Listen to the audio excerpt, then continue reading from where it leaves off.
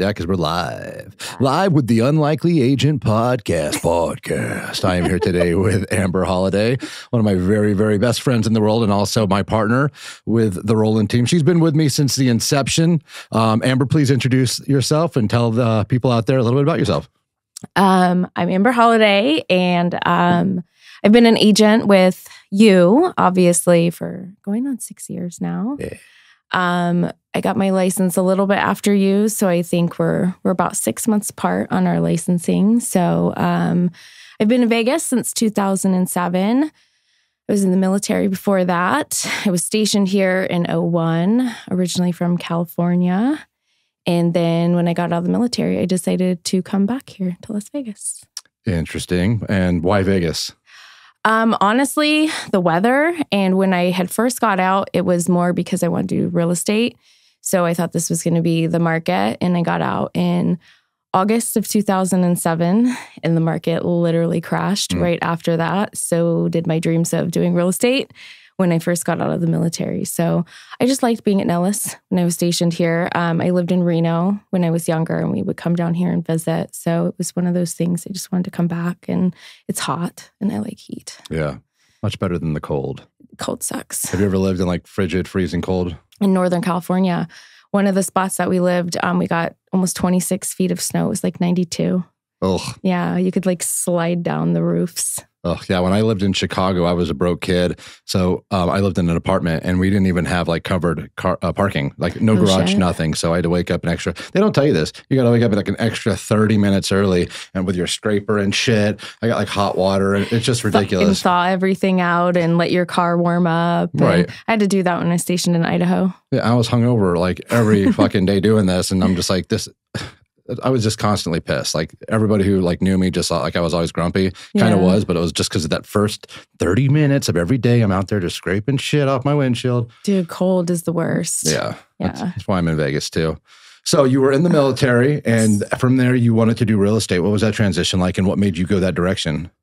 Honestly, back then I had a best friend, and her and I just like, we'd built up all these dreams and goals to sell real estate, and it was something that we wanted to do. And she got out of about a year and a half before I did, and then she came and moved to Idaho with me, and then we came down here, and it was just something we wanted to do together. And I came to that spot in the military where I was making that decision. I made rank fast that I have to kind of decide if I wanted to move forward, and I didn't. So this was kind of where I went to from there. It was a big decision. It took me a while to make that decision, obviously, because I could have had a full 20-year career where I probably would have made myself all the way to the top of the ranks if I wanted to. But there's a lot of things in the military that I couldn't quite condone in being in a leadership position. You can't be a proper leader if you don't believe in the product that you are having to deliver. And that's kind of where it came down to for me. So it was more of like a moral thing. And that's why I left the military, and it was going to be real estate. And then the market crashed, and I just left a career for a recession. So that was fucking cool. And then kind of from there, I bartended and did serving, and then got back into real estate in 2014. Awesome.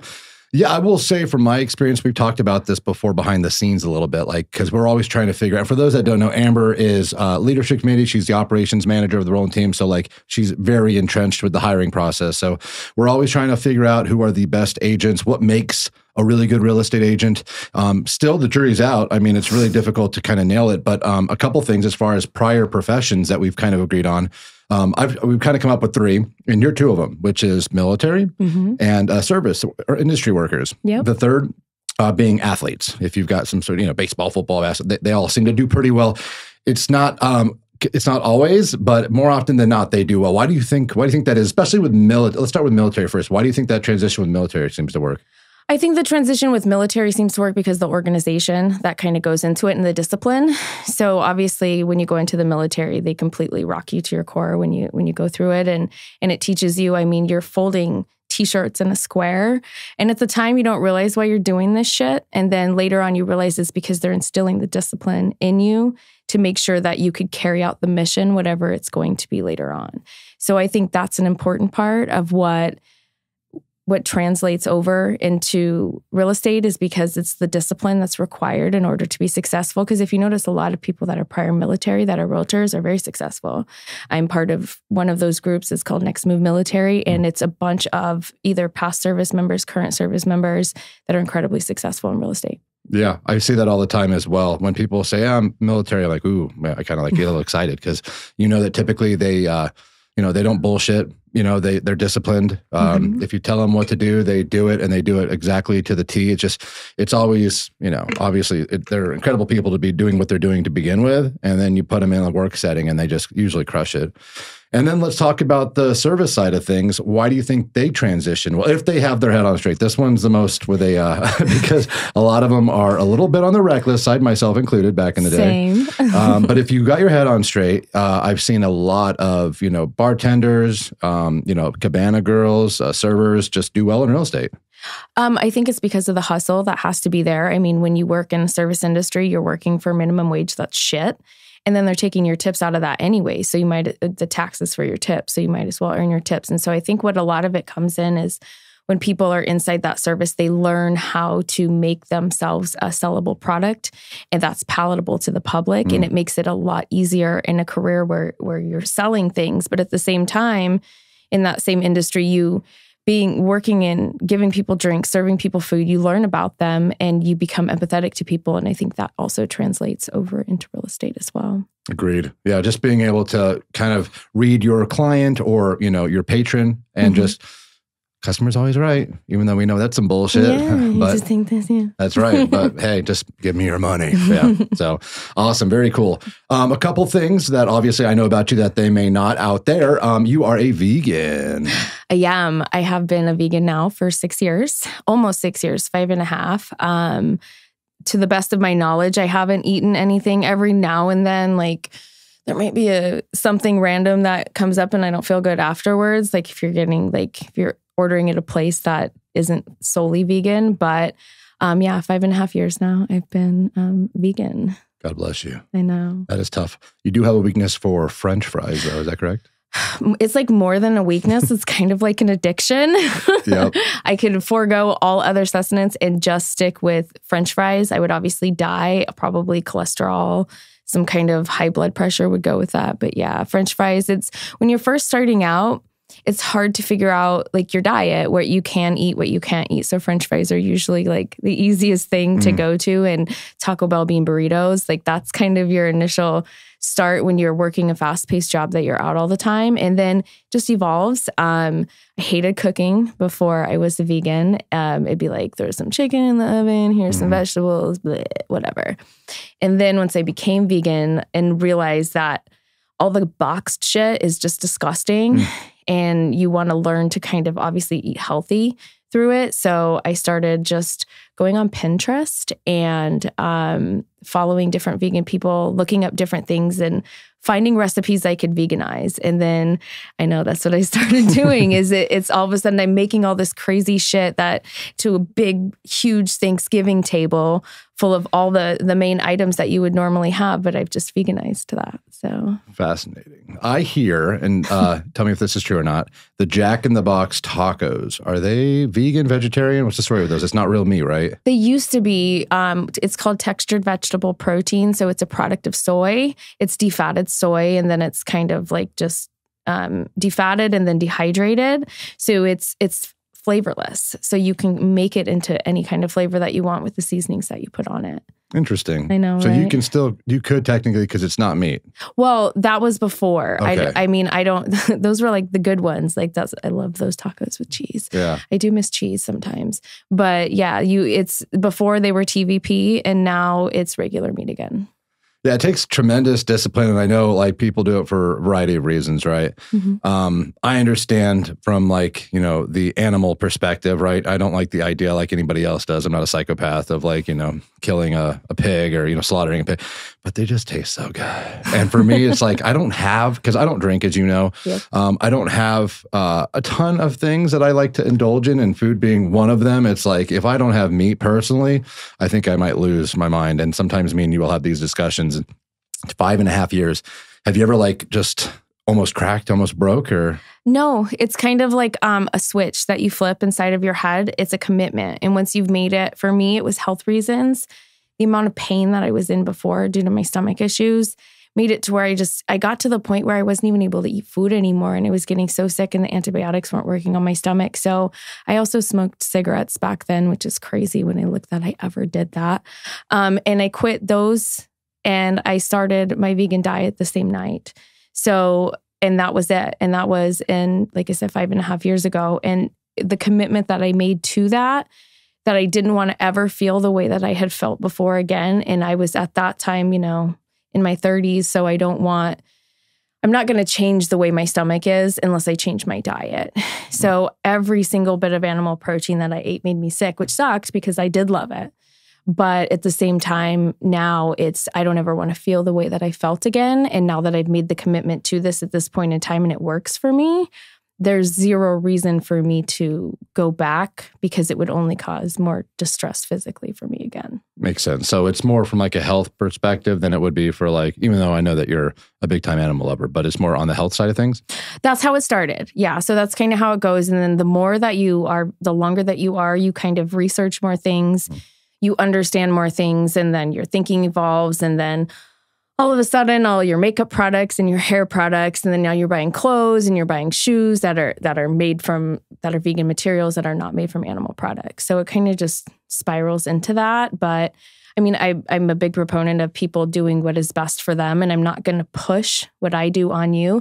I'll make you some shit and I'll be like, taste this. And most of y'all are like, ew, plants. And I'm like, okay. But if I put butter on it, they'll be like, oh my God. But since we're not doing that, it's more one of those things. I'll always bring food for people to try because they want you to enjoy what is out there and to see that there's an alternative. But it took me about 2.5 years to fucking enjoy the taste of tofu. Yeah, I buy that. And it's all on preparation, and air fryer surprisingly makes the best tofu if it's marinated before. Good to know. The texture. Good to know for Tofu Tuesdays for us, I think. I remember you guys were going to do Meatless Monday for like a week, and I bought you a cookbook. How did that work out? Talk to Molly about that. I don't know where we're at with that. I don't know. I don't think we've started yet, but that's, I think maybe this next Monday we'll try it. Yeah, sure. That's why your sunglasses are on. That's right, yeah. Do you ever get frustrated? Because I can sense this sometimes, not with you, but just in a general sense. Because I do it. I know I'm doing it. Where like you'll bring some food into the office, vegan, of course, and I'll eat it and it's delicious. And then I will say, or someone will always quip and say, yeah, but I can't give up meat. And you're like, motherfucker, you haven't even tried it. Like, you know what I mean? Like I'm making good stuff here. You can tell, it's good. But I'm like so anchored as a meat eater, you know what I mean? And I know a lot of people are like this to where like they don't even try. That's why the Meatless Monday is like, I would like to kind of like have a footprint as far as, helping that whole process, but I just can't give it up myself. Plus I need my protein, you know what I mean? So you still get big on vegan protein. I've showed you that one guy before too. There's a couple little guys out there that are pretty big on that. I mean, I understand. When people say that, I don't believe anybody says that they can't give up anything. It's a choice. It's okay to say, I don't want to live the lifestyle that you're living. You don't have to placate me and tell me, I would do it, but I just can't give up this. You can give up that if you really wanted to, but you don't have to is the thing. I'm not making you. If you choose to commit that that's the lifestyle that you want to live, then I'm going to support that for you. But it doesn't frustrate me in the sense when people say they can't do it. More than anything, that's an easy response to try and make me go away with the topic when people do that. Yeah. So, I can see that. Yeah. So it doesn't bother me though, because not everybody understands. And even I didn't before, because there's a period of time where it's like, I would never do that shit, bacon. But then afterwards, it was like, I can recreate most of this shit and I don't feel the way that I felt when I ate that stuff before. So that was the big part of it. And veganism's got like a kind of a bad rap. It kind of falls in line with like CrossFit and like Jehovah's Witnesses. Like, there's some psycho vegans. Oh my God. Oh yeah, for sure. And even a lot of them I don't fit in with because they wouldn't consider me that, just because of the, like, obviously my lifestyle. Like I'm not fully vegan in the clothes that I wear. And there's certain people out there that are extreme. It's just, I guess it's like anything that you look at, there's an extreme side to things on both sides. And there's a middle ground when it comes to it. So I don't have like a lot of vegan friends, which would be cool to have. But I guess I don't always jive with with the people that I've met in that community, just because my thoughts are a little bit different on things. I don't believe that I need to insist this upon anybody else. I could spread a message. I could deliver it. I could talk about it. I can bring you guys the food for it. But to sit there and look down on people, which is what a lot of people do when it comes to that. But at the same time, there's a tremendous amount of vegans out there that don't give a shit what other people think, and they just do their own thing, kind of like I do. And that's fine too. It's always like the weirdos that stand out the most, obviously, because we see them like wrapped in like plastic, acting like pieces of meat, you know, and that's probably what I said would be offensive to somebody because, oh my God, that's what we're doing. But that's extremism in my mind. And for me, I don't think that's how you spread a positive message. Right. And it's a shame too, because you're almost, not you, but like vegans are labeled in a certain way, and it's always the loudest. And it's not just in, you know, being a vegan, it's politically. I mean, we see this across the board. It's, I think, in my opinion, and I'm not going to go into a whole political rant here, although we can if you'd like. As far as just like the loudest, and you go on Twitter and you think that these are like the overwhelming, demanding, like majority of people's voices or opinions. And you have to just remind yourself like, no. Most people don't really care. Most people aren't going on Twitter and commenting on shit. If I see something, and I'm sure you're the same way in terms of like somebody eating meat, you don't just stop them and start yelling at them. If I see something that I disagree with on social media, I don't even think for a second, I'm going to put this post here and I'm going to tell them what I think, because I'm not changing anybody's mind. I think we can both agree on that. And I've got shit to do. I'm not going to sit there and go on Twitter and spend hours and hours and energy. And I feel exhausted when I do this stuff, like, and I'll do it on stuff that isn't on Twitter, but like work emails where they're negative. I feel drained sometimes. Just the output of negativity really does suck the life out of me. And I think that does for a lot of people. So I don't understand why people volunteer this. If it ain't for you, cool. Keep it moving. We don't even have to talk about it. Like Lil Wayne said, real G's move in silence. That's really how it is. Yeah. Yes. And that's really how it is, because you could be positive and spread a positive message and not have to do it through negativity, because most of us don't process negativity in a way that's going to be beneficial for whatever their mission is, right? So if you come at me with some negative shit like you're talking about, I don't even want to talk to you. I don't want to hear your message because you've come at me in a way that is putting something down or saying the way that I'm doing something is wrong. Now, if you want to talk to me and have that conversation with me in the sense of like, maybe have you thought about this or have you thought about that? That's different. And most people that are in those extreme people, like the same ones on Twitter that go crazy on shit, and I see it sometimes too. I'm like, why are you even commenting here?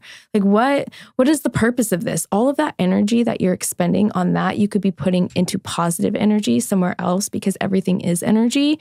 So you have a choice. You could do the positive energy, you could do the negative energy. And if you do the negative energy, whatever you're trying to accomplish is not going to get done, or it's going to take a lot longer than if you do something positive with that. Yeah, and I there's a big difference, and you touched on it, where there's one thing to yell into the void, or just, you know, you're screaming and you're really not trying to get your point across, or if you are, it comes off more insulting or demeaning than anything else.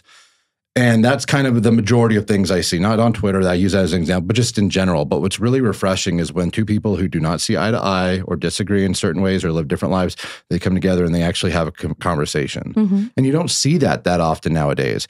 I mean, you can see it in the news. Like, very seldom do you see someone on the left go on somebody on the right. Like, you don't see a ton of people on the left, for example, go on Tucker Carlson. I don't think you see a ton of people on the right, you know, go on Rachel Maddow, I guess you would say. I mean, probably not. It's just, you, for whatever reason, you know, and I don't know if they're not invited or they just feel like, you know, their stuff's going to get edited and they're going to be misrepresented. I understand all of that. But like, we went away from having a conversation as a nation.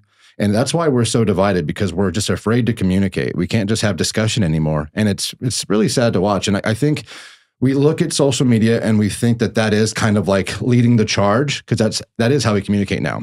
it used to be on the phone. We didn't have texting. We didn't have these, the walls that you post on. And none of this existed. So our form of communication has drastically changed to where like we put it out there. It's just in general for everyone to see. And it's really not personal anymore. So I feel like people feel like, I don't know, that it's not so much as it's hard for me to even kind of where I'm trying to gather my thoughts here, but like as far as just being a one-on-one conversation rather than just kind of throwing it out there and proving your point because you have an audience.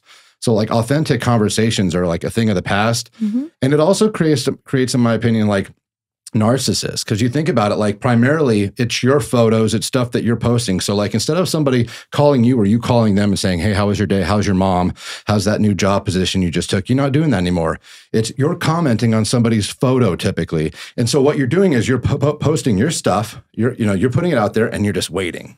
And you're waiting for people to comment on it, right? Yes. It's kind of a narcissistic thing. Mm-hmm. I mean, maybe you're volunteering some stuff too, but it's like a trade. Like you comment on my post and I'm going to do the same to you. And that's how we communicate. It's weird. It's very weird. It's weird. And that's what we do now. Yeah. I don't really know how to do it. It's kind of new. It's been around for my whole upbringing, but like my whole adult life. But I'm like, I still have a hard time getting used to it.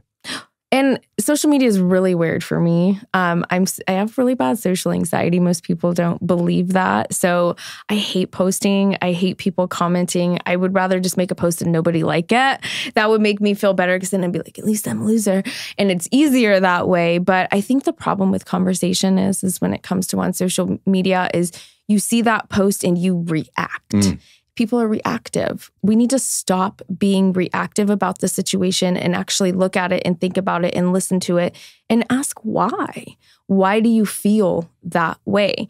And when somebody asks you why you feel a certain way, instead of being offended by it and taking a defensive position, why are you asking me why? Then you're just reacting right again in that moment. And you should be less reactive and more open to hear what's actually going on and to try and understand. And I think that's where we fail now. Yeah. And a lot of it's manufactured. I mean, that's just what human beings interact with. And the clicks is what drives what you see. Yeah. It's the stuff where there's probably rational conversation taking place.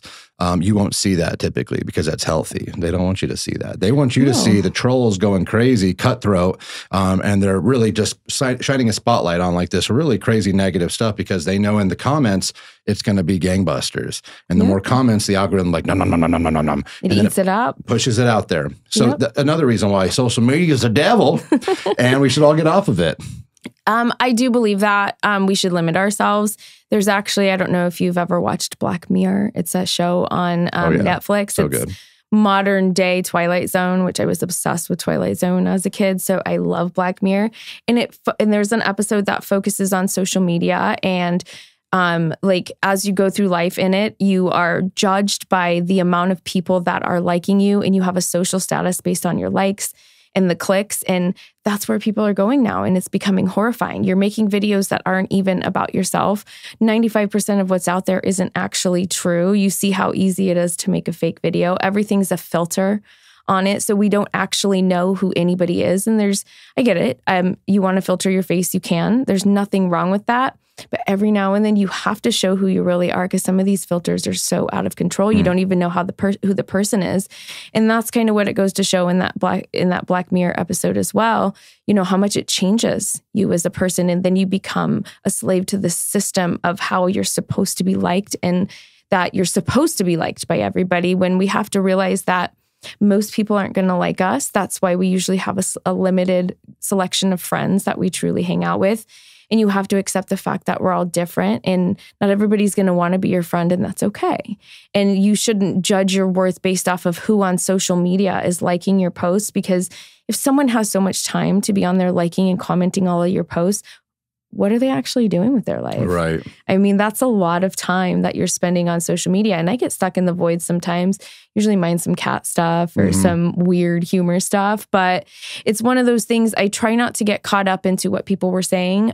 You and I talked about this in the past, getting caught in the comments and just making you feel a certain way, that rage when you see, how are they thinking this way? Yeah. You know, and you can't even ask why. It's hard to ask why because most people react to that as well. So Yeah, no, sometimes I will feel like a good cry and I'll go in the comment section of like YouTube videos or like Google some political stuff and then just go through the comments and then just let it ruin my day. I've been doing better about it. But yeah, sometimes I'm a glutton for punishment. And you touched upon the social credits. They do that in China right now. You know, that's kind of, and that's terrifying. You know, like if you are, and that's what I love about, you know, to be cliche about this country is that no matter where you're at, you can always turn it around. You have that ability. And I don't know too much about that, so I may not be the best, you know, person to talk on it, but it's my understanding that you're labeled essentially with a specific, and it prevents you from like, for example, obtaining financing if you wanted to buy a house, for traveling.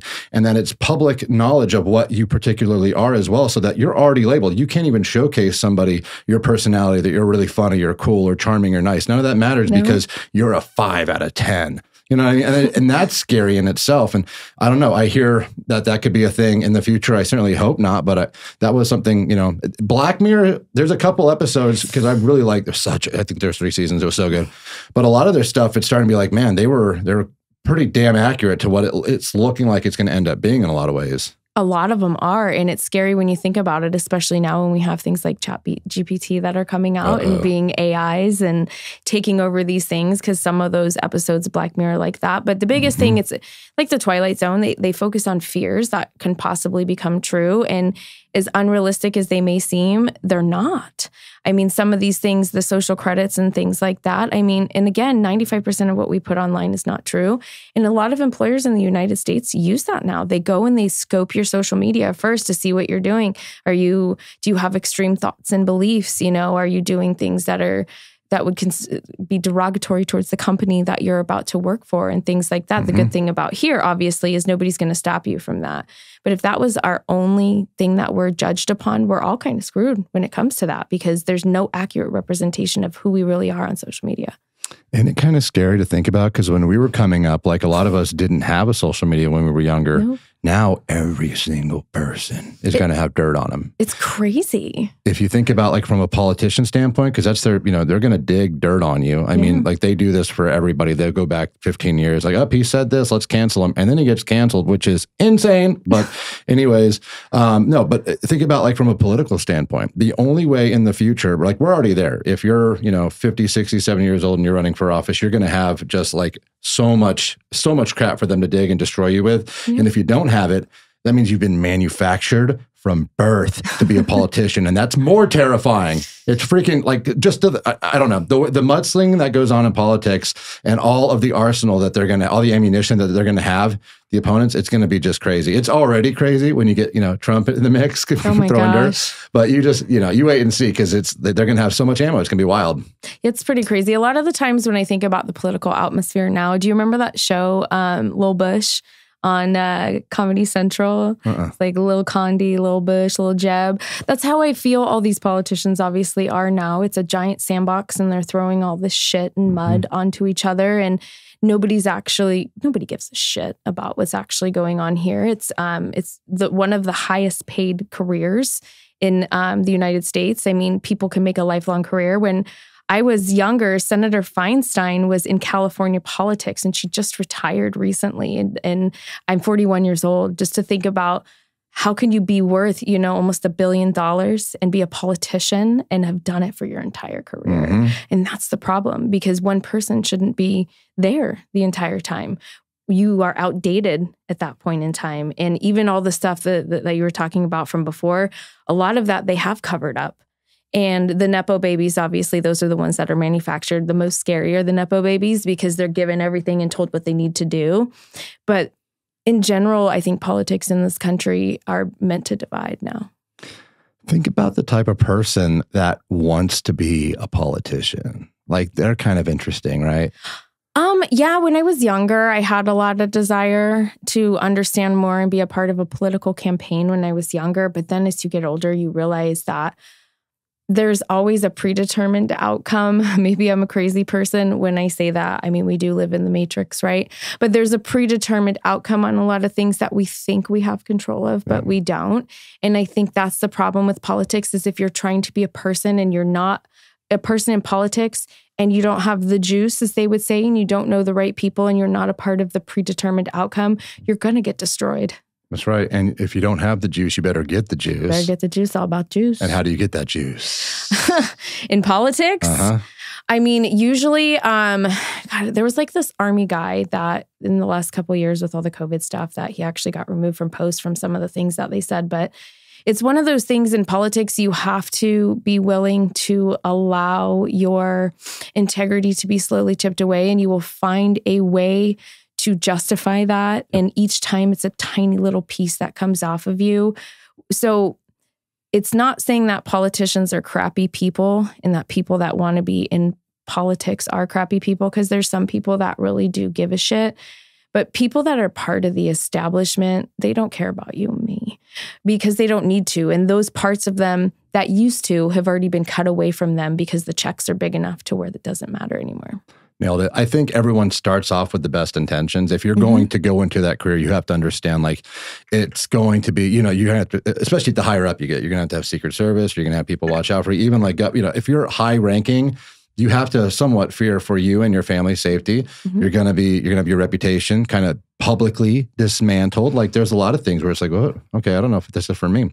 But if you genuinely feel you're going to make a difference, it does make sense. And then they kind of realize, and the only way they're going to make a difference is with lobbyists filling your back pockets. And all of a sudden, those campaigns that you really wanted to run on when you were a young boy or girl, it's like, well, that's not going to work anymore. And that was the one thing. And, I'm not going about to throw my MAGA hat on, but that was the one thing that was charming about Trump, was the fact that, in theory, he could fund it, his own campaign without the backing of lobbyists, without anybody telling him. So even though he was a bit crazy, which he was, you knew it was authentically Trump, authentically crazy. And it wasn't anybody, saying stuff for him, which I think resonated a lot with the public. I think most people I talk to that are Trump fans, like, I don't know, there's like this misconception that, like, if you're a Trump fan, and I'm pretty much dead center, by the way, but the Trump fans, it's, if you talk to someone on the left, they think that they just eat up every single word that Trump says. They absolutely love him. Like, no, most people that voted for Trump that I'm aware of, like, really can't stand the fact that he's on Twitter. They think it's super annoying, but he was damn effective, and they did appreciate that he wasn't bought and paid for. So that was kind of, that I understand the appeal there. It does sound like he's going to be running again. What are your thoughts on that? That's going to be just more, I don't know. What are your thoughts? I think it's hard in a decision like that when it comes to the politics in this country are so messy right now, and the division that's been created because people are so reactive instead of actually checking to see their reasons why that they're doing things. I think he's a polarizing figure, and because he's so polarizing, I think it could potentially cause issue later on. And it's not anything to say about his politics or his policies, but more about where the American people stand right now. I think it's going to be difficult for him. And the reason that I say that is because obviously after last time, there's been a lot of things that have happened since then. And there was a tremendous amount of people that supported him that have backed away and are wanting a change. And I think that goes back to when I was talking about Senator Feinstein still being in office. I don't think we should allow these politicians to be able to continue to rerun over and over and over and stay. I understand if you like him and his policies and the way that he did things, but I think there should be term limits. I don't think anybody should ever be, you get to be a senator once. That's it. Yeah. You get to be a member of the U.S. House of Representatives one time. You get to be a president one time. I mean, if you want to change the term of how long that is, like a 6-year versus a 4-year, I could get down with that because that gives enough time for policy to be enacted, obviously. But I think the problem is we don't actually change in our society when it comes to our politicians and our politics here in America. We tend to follow the same thing, let the same people stay, let the lobbyists continue to control. We let the same minds that have been in office for 40, 50 years try to relate to people that are 18, 19, 20, 21 years old, and you're never going to get that. So instead, a divide bridges because those people don't feel represented, and they're not. Because when you think about it, a two-party system is it's archaic to me. I don't know much about British politics because I've obviously not been over there. But I do know their model of the House of Commons is very effective at times because it has multiple representation inside of it. And I think that's where we err over here, is that we're supposed to fill this red block or this blue block. Yeah. And most of us fit in the middle somewhere. Mm-hmm. And there's no representation for us in the middle. So we're forced to choose between which evil do we want? And I say it in that way because nobody that's a career politician is in it at that point in time for service to their country. It's a career now, and they're making a lot of fucking money. And it's not just from the salaries that they get. It's kind of like an athlete. There's sponsorships, there's lobbyists, there's other people, there's businesses that they have, they're investing together. It becomes a different network for them, which is fine to stick in it as far as like your friendships go and continue that network, but you shouldn't be able to be policy making for 30 fucking years, in my opinion. Yeah, the game is really interesting.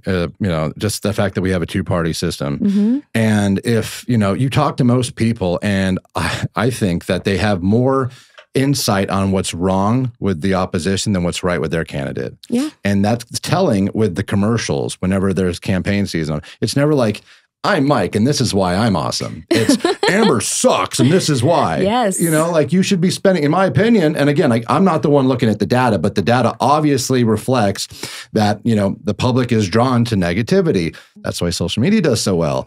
It does say something about the American psyche as far as just really us liking that kind of shit. Instead of just saying, hey, how awesome this person, I don't want to see that shit. I want to see bloodshed. I want blood in the streets. Well, yeah, we like sensationalism, right? That's a big thing over here. The freedom of speech gives us that ability to have that kind of sensationalism that goes on with that. So that's something that we really feed off of over here. I mean, being able to have an independent mind is a very blessed thing that we have over here, to not have to be in a country where we're told we have to operate under a specific religion, a set of specific laws that could marginalize certain people. So I think that's a good part of it, but I just lost my train. Oh, you're fine.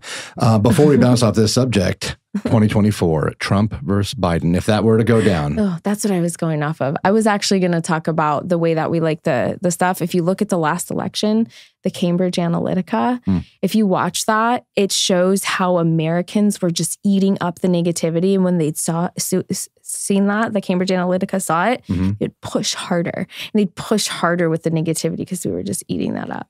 It's gross. So you said Trump, Biden? Yeah, 2024, gun to the head. What do you got? Who do you got? Who's taking it? It's so divided. It's tough. It's hard to say what people would do. Based off of what I've seen and the things that I encounter on my social medias, I have noticed a softening towards Trump of people that didn't support him other ways before. I don't know if he would win, though. And that's hard to say because I feel the same way that I said earlier with, it's one of those things, if it's not a part of the predetermined script kind of in a way. Yep. And that's where he came in last time, where he wasn't supposed to, right, because he wasn't supposed to win. And we all know that. Yep. And if he were to come in again, he's once again not part of that script again. So it's hard to say because I don't know the ins and outs of what happens in elections. I don't know the details because we're shielded from a lot of that. And we don't actually get to see the truth on things. So based off of what I've seen more people that soften towards him and that are unhappy with the current administration. So if you're unhappy with what is currently in front of you, do you continue to make that same choice? Or do you move forward with a different choice? But at the same time, it's a choice we already had before. Yep. So is that the right choice also? Yeah, you nailed it. I mean, Trump is super polarizing, divisive. His narrative is a little crazy, but Biden is a bologna sandwich. 37% approval rating, So like you'd mentioned people that are just like, okay, like, man, I know that he was like annoying on Twitter, but I really am getting sick and tired of paying $8 for a gallon of milk. It's super frustrating. So I don't know. We'll see. It just like apparently people are going to out, pros and cons. I think the move, honestly, is putting Joe to bed and maybe throwing in someone else. And I would say, if anybody, Michelle Obama. That would be, I know it sounds crazy, but I think she would run away with it. She would. She has a lot of supporters. Yeah. I mean, you could talk about Gavin Newsom. I don't know. He's not really doing a great job in California, in my opinion. I think that Michelle has she checks off a lot of boxes, and people love Obama. So, or Barack. So, anyways, we'll move away from that. Look at the guns, baby.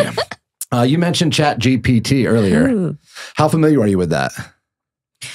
So I'm kind of a traditionalist in the fact that, pardon my language, fuck Skynet. I'm really not trying to live in that world, but we're there. So the more information that you give a system like that, obviously, the more it retains and receives and it knows it. I mean, there's, what is it, the Bing?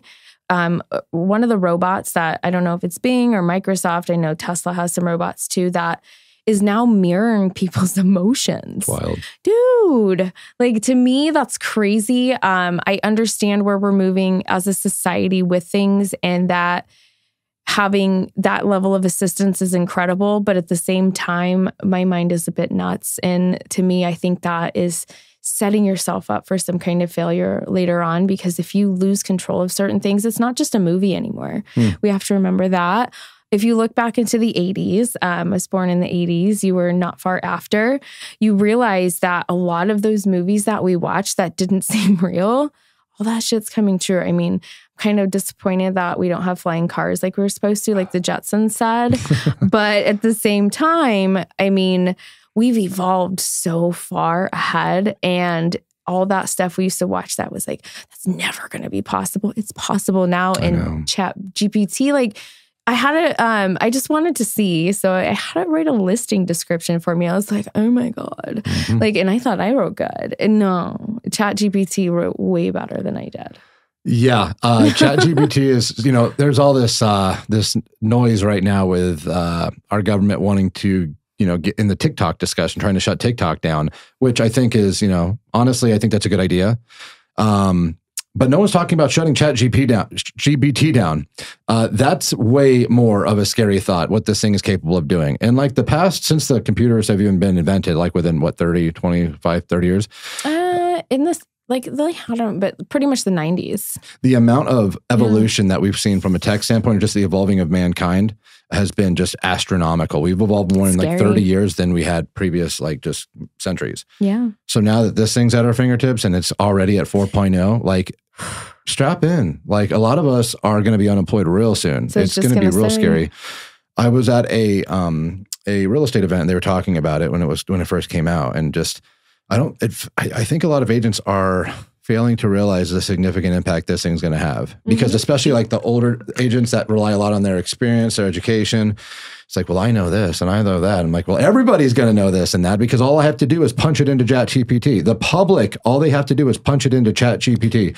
And now that we got Elon Musk's Neuralink, which is right around the corner, which is that little device right here, it's going to basically allow you to see. So you're going to be running around. Which is also a Black Mirror episode. That's right. Yeah, exactly. It's just it's just a couple years. They're predicting the future, but that's what this is. So you couple Neuralink with Chat GPT, you literally have, within seconds, you can answer any single question that's thrown at you.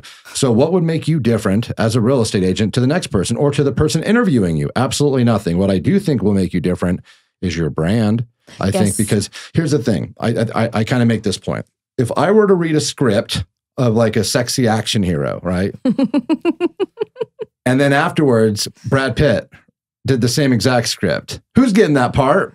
If they knew it was Brad Pitt versus you, yeah, they know it would definitely be Brad Pitt. Yeah, and you ain't hurt my feelings here. No. Because that's the point. Like, we're reading the same exact script. We'd be reading the same ChatGPT script, but it's on the delivery. And it's just charisma. The brand of him. And the brand of Brad Pitt. So a lot of times people, when we do how do we stand out?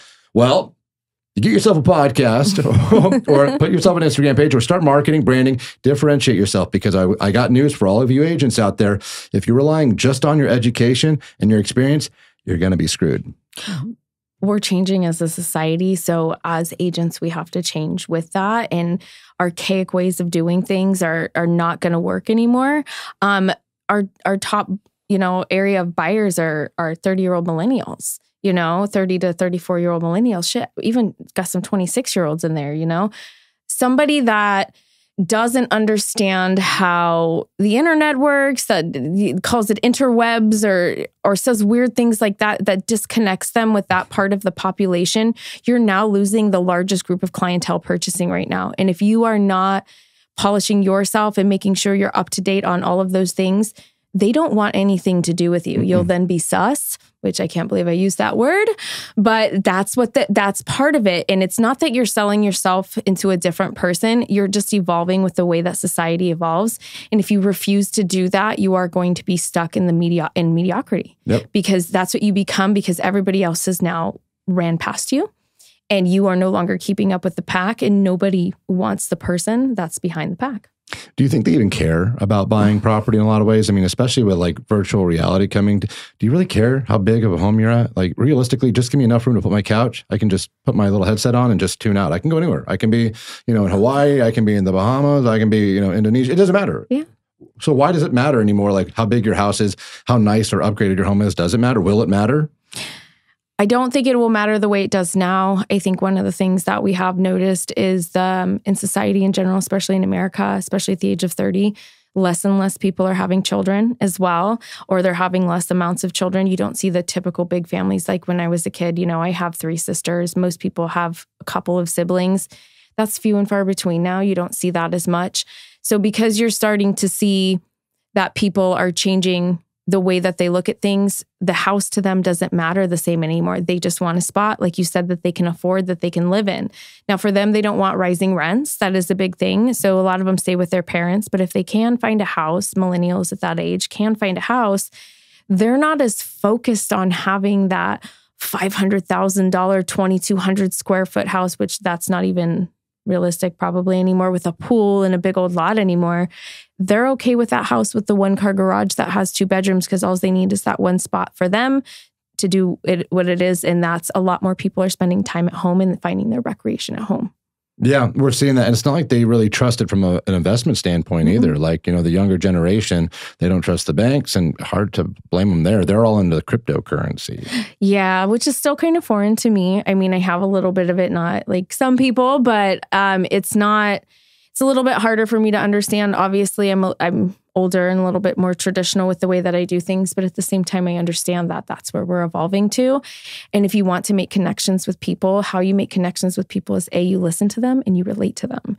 And if you're completely unrelatable, it doesn't matter how much you listen, people are going to find somebody that's listening and relatable when it comes to that stuff.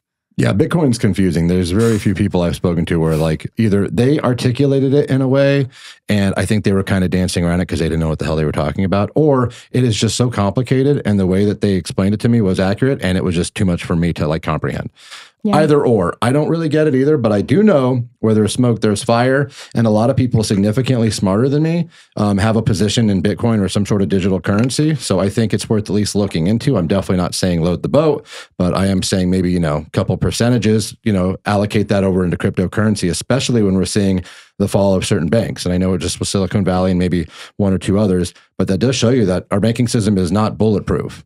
And that if you look into something like digital currency where it's decentralized, so it's, a lot more powerful. When these banks start to fall, people start looking at digital currency and that Bitcoin, because it's finite. They just don't make them all the time.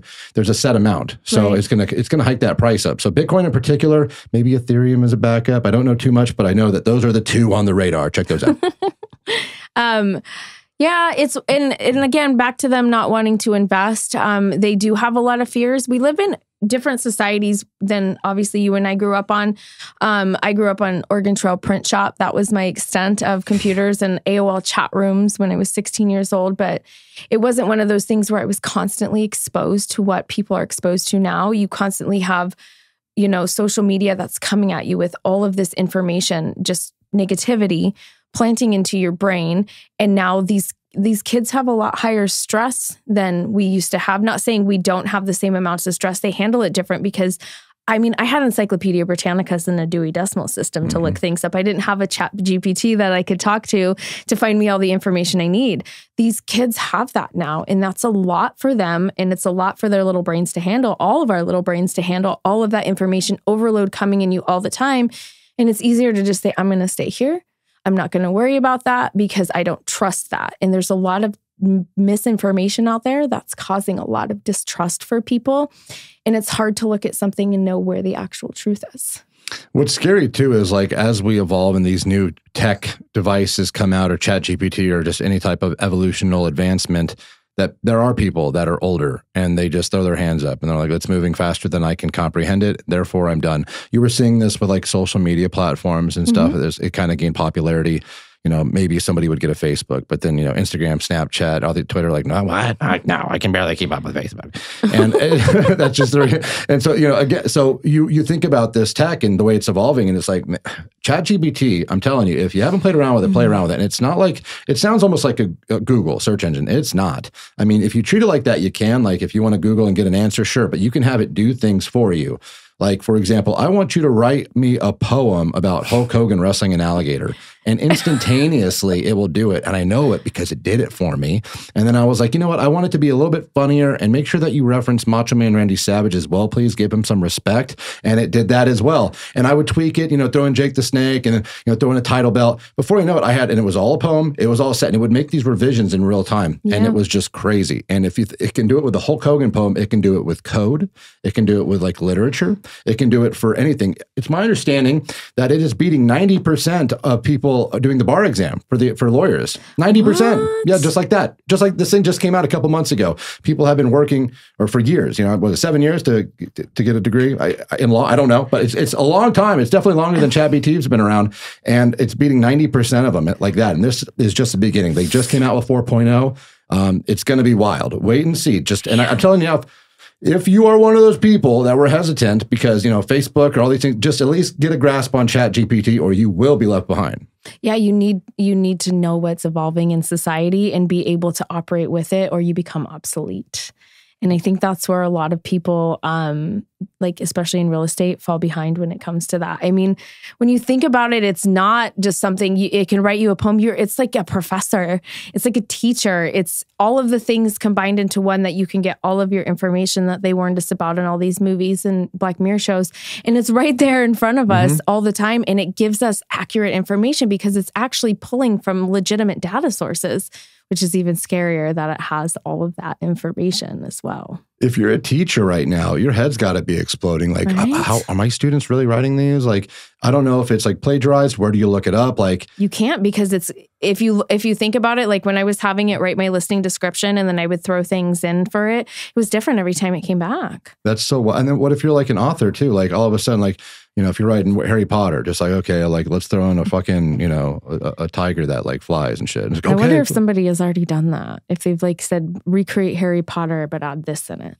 So I do know, I actually saw that some people are using these, people that are in the industry that, you know, maybe write some literature or just in general that write books, and they're leaning into this. Maybe not ChatGPT, but like Jasper. There's been software for a while now. I'm just now discovering this. I don't know what's been going on, but apparently it's been around a little bit for a while, and it's helping them. Like if they've got writer's block, like, hey, can you help me kind of get through this? Writer's block, and it helps. So it's like, and this is just touching the surface. Like it's gonna get really, really crazy. So if you have like one of those jobs where it's just like if it's the same thing over and over again, those are going to be the first ones to go.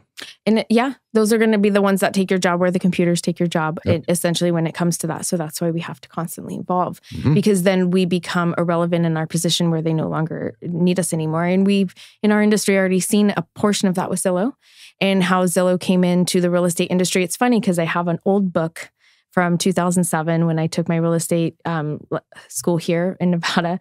And it was in the very back of it, it has a spot. I think I sent it to you and Molly when I found the book. And it says, Zillow is a website where you could look at to see an estimate of a home value. And this was in 2007. It had just started back then. And to think about it now, they were selling houses on their own without real estate agents. Obviously, we saw what that did to them because their algorithm was trash. But at the same time, we see things that are already happening. And these are, you know, just the initial versions of things. Wait till we get 10, 15 years down the road. How far has companies like Zillow evolved? How far has ChatGPT evolved? Have we evolved with them? And if we haven't, are we even relevant anymore? Yeah, and that leads me to my last point, because it looks like we are wrapping up here. Sure. Based on what we discussed, with AI kind of being where it's at, with social media destroying, dividing, with the political foundation of this country just kind of unraveling at the seams, is there a future? Is there a bright one for this country? Do you see something? Is there any immediate action that you would recommend that we do in order to kind of get in front of this stuff before it all implodes? It's crazy because if you think about it, our whole lives, there's always been some kind of implosion, right? Our parents had to deal with the Cold War. We had to remember Y2K, you know? So everybody shut their computers out. That was hilarious. There's posters about it everywhere. So I think we're always going to be fed information that tells us the situation is worse than what it is. But at the same time, we can't ignore what's actually going on right now. And it's a simple thing, in my opinion, that I believe we could use to fix all of this. And it's going back to what I said about instead of being reactive, if we just actually listen to each other and find understanding in each other, I think we'll have a lot easier time bridging the divide. And then we could actually come together and talk about what's actually happening and how we could change it. But until we do that, it can only get worse. And they're doing it to divide us. And when I say they, there's always this mysterious they, right? We don't know who they is, but there is something, right? And if we don't do that, then what they're doing to divide us is going to work. Agreed. I think that, and I don't know where it's at, but they have set times for social media. I think that's a good start. I think that they should shut down ChatGPT altogether. Yeah. Which is unfortunate because like if it shuts it down to us, we don't have access to it. Others will, and it gives them that advantage. So I understand why they wouldn't, but I don't think it's healthy. I think it's going to eliminate a lot of jobs. And again, just seeing where we've evolved in 30 years without this tech, now we have this tech, it's going to be fast tracked and we're going to do that much, like we'll evolve probably in like 3 months, what we've done in 30. It's going to get crazy. I'm telling it's going to be really, really quick. And you talked about flying cars earlier. That's probably right around the corner now. Like this thing is crazy. So I don't know. If it were me, if I were president, I would say no more social media or you're timed out after X amount of hours because it's not healthy. And then let's get rid of ChatGPT and let's just get back to, the citizens of this country getting to work. So that's just me. Yeah. And I don't disagree with we should have some kind of limitations. But again, we have to remember the part of the freedom of our country is that we get to make the choices that we want to make. Yep. So I think, again, if we go back to more understanding, instead of being reactive on things, we'll be able to control that a bit better. And maybe we don't want to go on social media as much and feed our brain with that kind of negativity if we have other options. So for me, taking it completely away wouldn't be ideal because we still have, free will. And that's part of it here. But at the same time, you have to think about how much is destroying people's mind, and especially our young people. There's more kids nowadays than ever before that want to unalive themselves, that want to harm themselves, that are getting bullied. I never experienced this kind of anxiety when I was a child, and it's because of social media. So in my opinion, I do believe we had regulations on things like cigarettes, marijuana, alcohol. I believe it falls into that adult category. And I believe that it is something that young kids should not be able to have in the sense of where they can interact with other people and bully other people and make fun of other people, because that's what a lot of it's being used for, and exposing them to information they're not quite ready yet and shouldn't have to grow up so young at and handle that information at. 100%. We need to get back to going outside, playing tag before the streetlights turn on. Parents parenting. That's right. Yeah. I agree with you. Well, thank you so much, Amber. It was a lot of fun having you today with the Unlikely Agent podcast. Thank you so much. Yeah.